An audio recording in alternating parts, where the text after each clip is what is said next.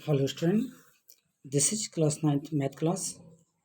अपने previous class में मैं आपको एक्सरसाइज 6.3 के क्वेश्चन 1 एंड 2 के बारे में एक्सप्लेन कर चुका था। आज मैं क्वेश्चन थर्ड के बारे में आपको एक्सप्लेन कर रहा हूँ। क्वेश्चन थर्ड है, in figure if A B parallel DE and angle BAC equal 35 degree and angle CDE is equal to 53 degree. Find angle CDE। और हमारा ये इमेज बना हुआ है।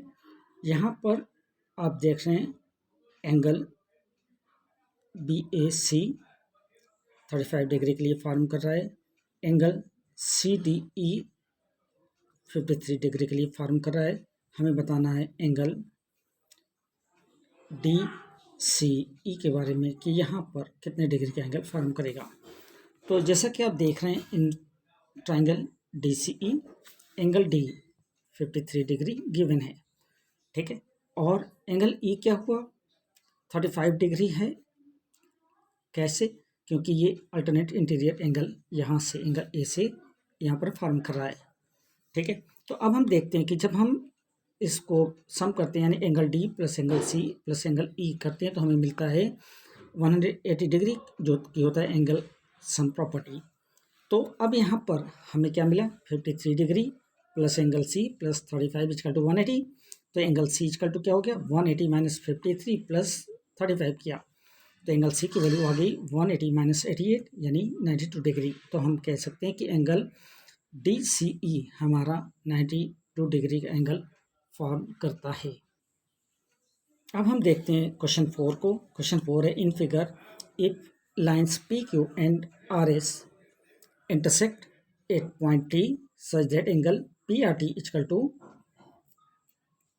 40 degree, angle RPT equal to 95 degree and angle TSQ equal to 75 degree. Find angle SQT। यहाँ पर आप देख रहे हैं PRT R पर हमारा 40 डिग्री फॉर्म कर रहा है, RPT दूसरा, RP हमारा 95 डिग्री फॉर्म कर रहा है, T हमें नहीं मालूम है। सिमिलरली जब हम एंगल देखते हैं SQT या TQS के बारे में, हम पाते हैं कि एंगल S पर यहाँ पर 75 डिग्री फॉर्म कर रहा है। हमें बताना है एंगल S कितना फॉर्म करेगा, नहीं एंगल STQ, क्योंकि एंगल S से यहाँ फॉर्म कर रहा है, तो हमें बताना है कि एंगल Q कितना डिग्री फॉर्म करेगा। तो जब हम इसे देखते हैं तो हमने देखा कि एंगल P हमारा है 95 एंड एंगल R है 40 डिग्री, जो कि गिवन है। तो हम ये कह सकते हैं कि 95 plus 40 plus angle T, 95 plus 40 plus angle T मिलकर के 180 होता है। तो एंगल T की वैल्यू कितनी होगी, 180 माइनस किया 95 प्लस 40 करने पर 135 आता है। तो 180 से 135 को माइनस किया तो आ गया 45 डिग्री, यानी इस पॉइंट पर फॉर ट्राइंगल हमारा PRT जो है उसमें एंगल T फॉर्म कर गया 45 डिग्री का। अब हम देखते हैं ट्राइंगल TSQ के बारे में। TSQ के बारे में तो एंगल T हमारा 45 डिग्री ही बनेगा। क्यों बनेगा, क्योंकि यहाँ से ये इस पॉइंट से यहाँ पर 45 डिग्री बन रहा है वर्टिकल अपोजिट के थ्रू। तो अब हम देखते हैं कि angle T plus angle S plus angle Q होता है 180 डिग्री, और एंगल T यहाँ पर 45 बन गया, एंगल S यहाँ पर प्री गिवन है 75। तो 75 प्लस 45 जब ऐड करते हैं तो मिलता है 120 डिग्री। तो अब यहाँ पर एंगल Q जो फॉर्म करेगा वो होगा क्या, 180 माइनस 120 किया तो आ गया 60 डिग्री, यानी हम कह सकते हैं कि एंगल SQT हमारा 60 डिग्री का एंगल फॉर्म कर रहा है।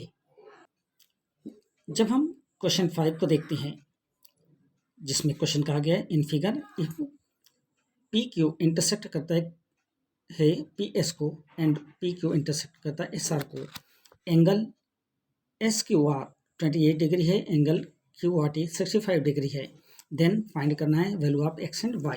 हमें X और Y की वैल्यू फाइंड आउट करनी है। यहाँ पर एंगल 65 है और यहाँ पर 28 डिग्री गिवन है। तो और कहा गया है कि PQ पैरेलल है SQ के और QR ट्रांसवर्सल लाइन एक हमारी बनती है, ठीक है। Q से R हमारा एक ट्रांसवर्सल लाइन है। तो हम ये देखते हैं angle PQR equal to angle QRT होता है, क्योंकि अल्टरनेट इंटीरियर एंगल का फार्मूला। तो हम पाते हैं कि x + 128 यानी x + 128 इक्वल टू 65 डिग्री, यानी इसके equal sum of interior equal to exterior का क्राइटेरिया हम लगाते हैं।